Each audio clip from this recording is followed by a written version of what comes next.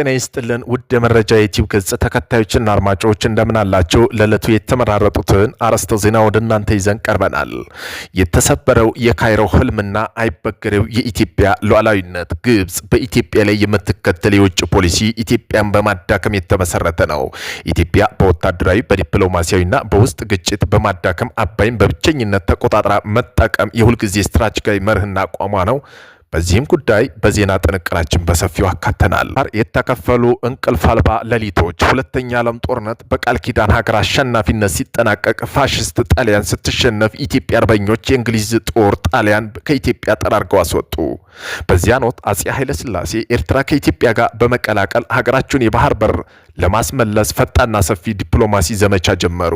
የጣሊያን የቀኝ ግዛቶች ጣፋንታ የወሰኑ ኃላፊ አራት ኃያላን ሀገራት ማለትም ያኔ አሜሪካ፣ እንግሊዝ፣ ፈረንሳይ፣ ሶቪየት ህብረት እጅ ወድቆ ነበር። በፌብራሪ 10 ቀን 1947 በፓሪስ ከተማ በተፈረመው የሰላም ስምምነት መሰረት ጣሊያን በአፍሪካ የነበራትን የቀኝ ግዛት መብት በሙሉ አጣች። በዚህም ጉዳይ በታሪክ በዘገባችን በሰፊው የምናየው ይሆናል። ከሳህል በረሃ እስከ ሱዳን በትግራይ ወጣቶች ደም የሚነግደው አሳፋሪ ቡድን የትግራይ ህዝብ ለዘመናት በጦርነት አዙሪት ውስጥ የከተተው ህገወጡ ህወሓት ዛሬም በሴራና ከደም ነጋዴ ፖለቲካ በመላቀቅ አለመቻሉን በተጨባጭ እያሳየ መሆኑ ይገኛል። በዚህም ጉዳይ በዜና ጥንቅራችን አካተነዋል። ቆይታችሁ የምትሰሙት ይሆናል። እነዚህን የመሳሰሉ አርዕስተ ዜና ወደ እናንተ ይዘን ቀርበናል። ቤተሰብ ለመሆን ላይክ፣ ሼር፣ ሰብስክራይብ ማድረገውን እንዳይረሱ። ወደ መጀመሪያው የዜና ጥንቅራችን እናልፋለን። የተሰበረው የካይሮ ህልም አይበገሬው የኢትዮጵያ ሉዓላዊነት። የግብጽ ገዥ ከመሐመድ አሊ ፓሻ እስከ ከማል አብድል ናስር፣ ከኬዲቭ እስማኤል ፓሻ እስከ አብዱል ፈታህ አልሲሲ አስተዳደራቸው በዚህ መርህ ላይ የቆመ ነው። ይህ የግብጽ መርህ ደግሞ ግብጽ በኢትዮጵያ የምትከተለው የውጭ ፖሊሲ ኢትዮጵያን በማዳከም የተመሰረተ ነው። ኢትዮጵያ በወታደራዊ ዲፕሎማሲና በውጭ ግንኙነት በማዳከም አባይን በብቸኝነት ተቆጣጥራ በመጠቀም የሁልጊዜ ስትራቴጂካዊ መርህና አቋም ነው። ግብጽ በቀጠናው የበላይነት ለማስጠበቅ በመስፋፋት ፖሊሲ ሱዳንን ጨምሮ የቀንዱ ሀገራት ምጽዋን፣ ቀይ ባህር በእጇ ማስገባት የዘመናት ህልሟ ነው። ይህን ለማሳካት በርካታ ወረራዎች መፈጸሟን የታሪክ ጸሐፊ ተክለ ጻድቅ መኩሪያ አጼ ዮሐንስ ኢትዮጵያ አንድነት በሚል መጽሐፍ ላይ በስፋት አብራርተዋል። በታሪክ በአረብ ሀገራት እስከ ምዕራባውያን፣ በመካከለኛው ምስራቅ እስከ ሩቅ ምስራቅ ሀገራት በዘለቀው ዲፕሎማሲ ጫና ተጽዕኖ ለማድረግ ጥራለች። ቀደም ባሉ ዘመናት በኢትዮጵያ ኦርቶዶክስ ቤተክርስቲያን ሳይቀር አባይን የምትነኩ ከሆነ ጳጳስ አንልክላችሁም በሚል የእጅ አዙር ሃይማኖታዊ ስትራቴጂ በመጠቀም ሞክራለች። በ19ኛው ክፍለ ዘመን በኢትዮጵያ ላይ ቀጥታ ወረራ ዘመቻ አድርጋለች። ላብነትም በጉንደትና ጉራ ጦርነት በማካሄድ ኢትዮጵያ ለመውረር ብትሞክርም የኢትዮጵያ ጦር ሰራዊት የግብጽ ወረራን ኃይል አሳፍሮ መልሶታል። በወረራ ኢትዮጵያ ማሸነፍ ያልቻለችው ግብጽ ስልቷን ቀይራ ውስጣዊ አንድነት በማዳከም የዓለም ማስፈራሪያዋን ስትራቴጂካዊ አድርጋ ትጠቀማለች። በሚችጋን ስቴት ዩኒቨርሲቲ የሰሜን ምስራቅ አፍሪካ ጥናቶች ውስጥ ግብጽና አባይ ፖለቲካ ዳንኤል ክዳኔ 1999 በሚል ርዕስ የታተመው ጥናት ይህንን ያረጋግጣል። ኢትዮጵያ ስትዳከም፣ በውስጥ ስትከፋፈል ግብጽ እረፍት ታገኛለች። ነገር ግን ኢትዮጵያ ስትበለጽግ፣ በራሷ ስትተማመን፣ ቀጠናው ውስጥ መሪ ሚና ስትጫወት ግብጽ ትጨነቃለች ማለት ግብጽ በኢትዮጵያ ላይ ያላትን የውጭ ፖሊሲ በግልጽ ይተነትናል። የተለያዩ ዘመናት ለአማጽያን ቡድኖች በካይሮ ቢሮ በመክፈት በገንዘብ ወታደራዊ ቡድናዊ ስልጠናና በዲፕሎማሲ እስከ መደገፍ የሚደርስ የትርምስ እቅዶች በመንደፍ በኢትዮጵያ ላይ ጥቅሟን የማስከበር ምኞት እውን ለማድረግ ሞክራለች፣ ግን አልተሳካላትም። አሁንም የሻዕቢያ የህወሓት ሌሎች ሀገር ውስጥ ታጣቂዎችን በማሰባሰብ ጽምዶን በሚል ጥምረት በመፍጠር እየደገፈች መሆኑን የኢትዮጵያ መከላከያ ሰራዊት ጠቅላይ ኤታማዦር ሹም ፊልድ ማርሻል ብርሃኑ ጁላ ገልጸዋል። ይህም ኢትዮጵያ በጀርባ በመውጋት እና በውክልና ጦርነት ከውስጥ ረፍት በመንሳት ፍላጎቷን ለማሳካት ዛሬም እየጣረች ስለመሆኑ ማረጋገጫ ነው። ይህ የሆነው የዛሬ የግብጽ ፍላጎት ምንጩ ኢትዮጵያ ታሪካዊ ማንነት ከመካድ ከመርሳት ወይም ከንቱ ምኞት ነው። ግብጽ በጉንደትና ጉራ ጣሊያን ባድዋ በዛር ባሬ ጦርነት በኦጋዴን የደርቡሽን በኩፍ ያሸነፈ ኢትዮጵያ ህዝብ የውስጥ ልዩነት ትቶ በሀገር ሉዓላዊ የሚመጣ ኃይል እንደማይደራደር የሚያረጋግጡ የአብነት ታሪክ ምስክሮች ናቸው። ኢትዮጵያ ዛሬም ይህን ከብሔራዊ አርበኝነት የሚያስቀጥል ትውልድ ያላት ሀገር መሆኗን ጠላቶች መርሳት እንደሌለባቸው ጠቅላይ ሚኒስትር አብይ አህመድ በቅርቡ አስገንዝበዋል። ጠቅላይ ሚኒስትሩ ለህዝብ ተወካይ ምክር ቤት ማብራሪያ በሰጡበት ወቅት ኢትዮጵያ ብሔራዊ ጥቅሟን ማንም ጣልቃ እንዲገባ እድል ለመስጠት የለብንም ብለዋል። ውስጣዊ ያለመግባባት ፈተናዎች መቋቋም ፈተና ወደ እድል ቀይሮ መጠቀም አጀንዳ ፈጥሮ መግራትና መርህን አድርገን መስራት ይጠብቃል ሲሉ ይገልጹታል። የኢትዮጵያ ጠላቶች ስሌት ኢትዮጵያ ድልብ ሀብት የማይገዛ ህዝብ ሊገዟት ሞክረው በተደጋጋሚ አሳፍራ የሰደደችው ሀገር መሆኗን መካድ የሚመጡ ናቸው ብለዋል። ቀዳሚ ልምዶችና እምቢ ባይተኝኖች መርሳት የሚመጡ መሆናቸውን ጠቅላይ ሚኒስትሩ አስረድተዋል። ቀደም ሲል እስረኛ በመሆን ዛሬም ያንን መንገድ በመከተል ኢትዮጵያን የማንበርከክ ከንቱ ምኞት ላይ የተመሰረተ ሌላው የጠላቶች ስልት ስለመሆኑ ጠቁመው ለዘመናት በቀጥታ ወረራ ሞክረው መሸነፋቸውን የካዱ ግብጾችና መሰል ዛሬም ኢትዮጵያ ላይ ዳግም መነሳታቸው የመካድና የመርሳት የከንቱ ምኞት ስሌት መሆኑን ያስረዱናል። ሚኒስተሩ በንግግራቸው እንኳን ህወሓት፣ ሻዕቢያ፣ ግብጽና ሱዳን ቀርተው ማንም ቢመጣ በኢትዮጵያ ሉዓላዊነት በኩል ቅንጣት ያክል ስጋት የለንም በማለት ኢትዮጵያ ዝግጁነትን አረጋግጠዋል።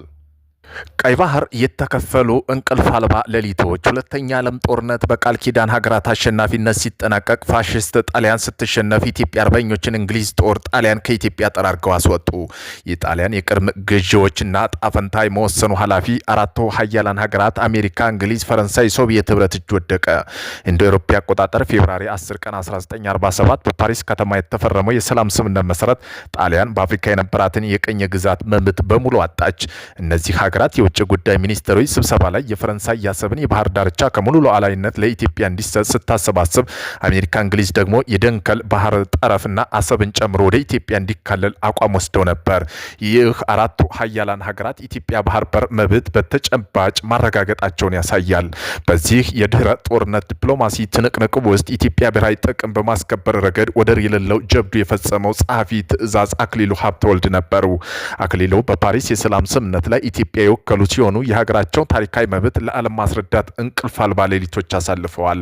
የአክሊሉ ማስታወሻ እንደሚያስረዳው ኤርትራ ከኢትዮጵያ ጋር ለማዋሃድና ኢትዮጵያ የባህር በር ባለቤት እንድትሆን ያደረጉት እልህ አስጨራሹ ትግል በዲፕሎማሲ መድረክ አንጸባራቂ ገድል ነበር። ጸሐፊ ትእዛዝ አክሊሉ ውህደት በህዝብ ውሳኔ ቢደረግ የተሻለ መሆኑን ያምኑ የነበረ ቢሆንም በወቅቱ የነበሩት የዓለም አቀፍ የፖለቲካ ጫና ምክንያት ሀገራቸው ፌዴሬሽኑን ለመቀበል ትገደዳለች።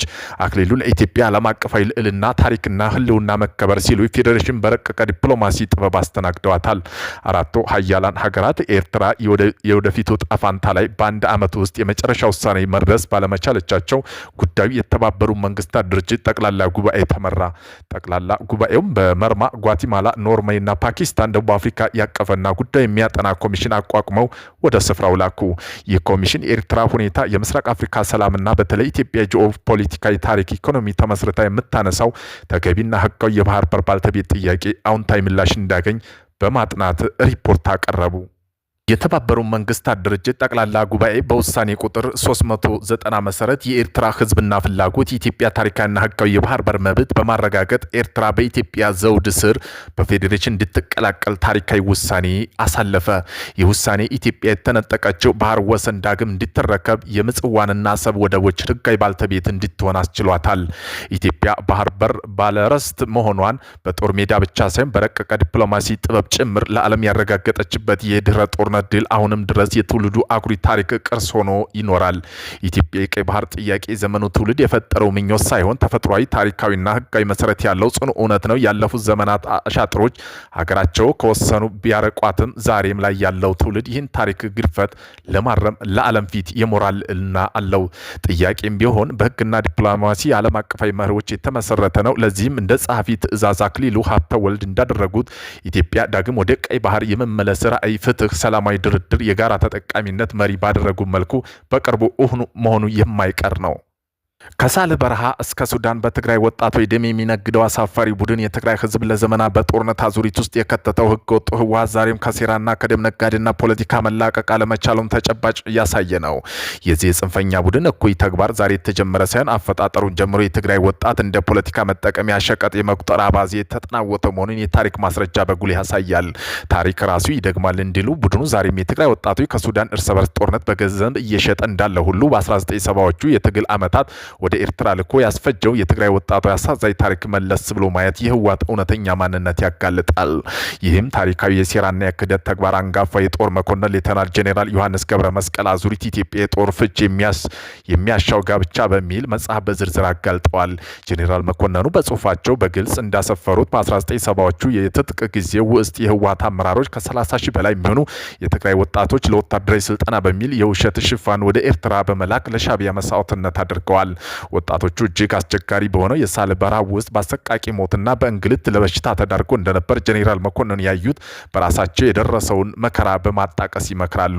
በአቶ ስብሃት ነጋና በመሰሎቻቸው የተመራው ይህ አደገኛ ፖለቲካ ቁማር ቡድን የህዝብ ልጆች በፖለቲካ ትስስር ስልጣን ወደ ማዳላያነት የመሸጥ እኩይ ልምድ እንዳለው የሚያረጋግጥ ህያው ማሳያ ነው። የዚህ ጥፋት ቡድን ወጣቶች ለስልጠና ማስጠበቂነት የመማገር ጭካኔ ድርጊት ዛሬም አልተቀየረም። ጥቅምት 24 2013 ዓ.ም የሀገር መከላከያ ሰራዊት ሰሜን እዝ ከሌሊት በኋላ በመውጋት ለኩሰው አውዳሚ ጦርነት ከተሸነፉ በኋላ የፕሪቶሪያ ሰላም ስምምነት በመፈረም እስትንፋስ መልሷል።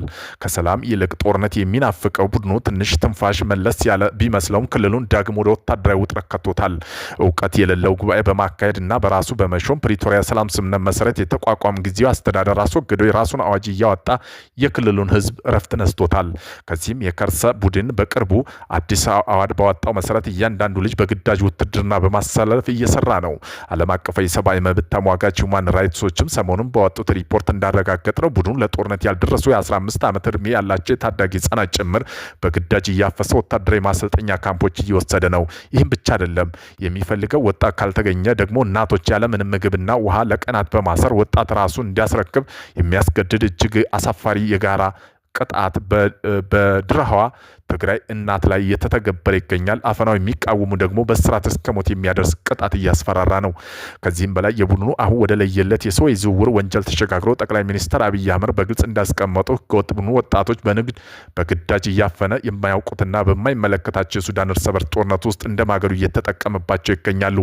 የቡድን አመራሩ ለድርጅት ህልውና ለገንዘብ ማግኛ ሲሉ ወጣቶች እንደ ሸቀጥ ለሱዳን ጦር እየሸጡ መሆኑን ዓለም አቀፋዊ ተቋማት ጭምር እያረጋገጡ ያለው ሀቅ ነው።